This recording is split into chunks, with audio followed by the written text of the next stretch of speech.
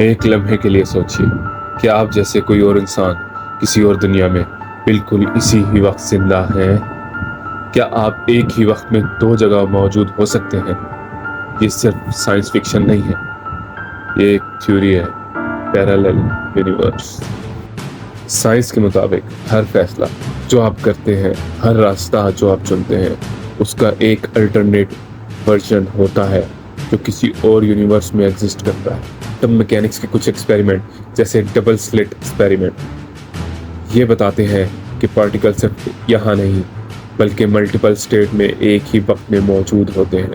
کیونکہ قرآن نے بھی اس راز کا اشارہ دیا ہے، جیسے سورہ فاتحہ میں ہم کہتے ہیں رب العالمین، ہر طرح کے عالموں کا رب۔ عالمین کا مطلب صرف ایک دنیا نہیں بلکہ کئی عالم ہیں، کئی ڈائمینشنز۔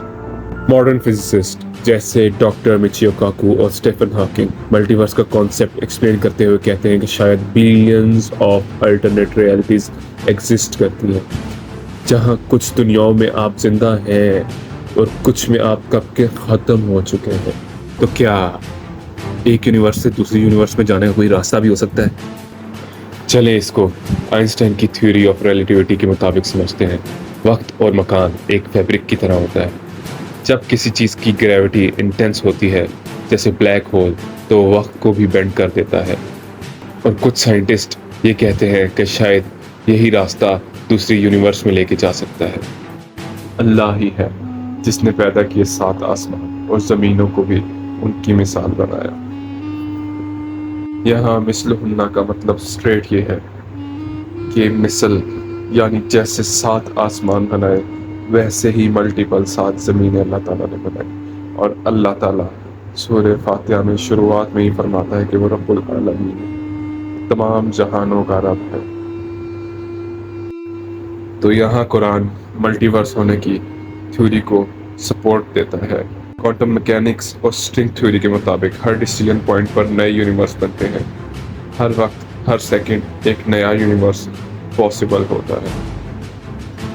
اس کی مثال ہم ایک مووی سے لیں گے، ڈاکٹر اسٹرینج۔ جب کریکٹر دوسری ڈائمینشن میں جاتا ہے، ٹائم اور جگہ کا کانسیپٹ بدل جاتا ہے۔ یہی قرآن میں بھی ہے، جہاں وقت اور اسپیس مختلف ریلمز میں مختلف ہوتے ہیں۔ بات کرتے ہیں ببل یونیورس تھیوری۔ ہر یونیورس ایک ببل کی طرح ہے۔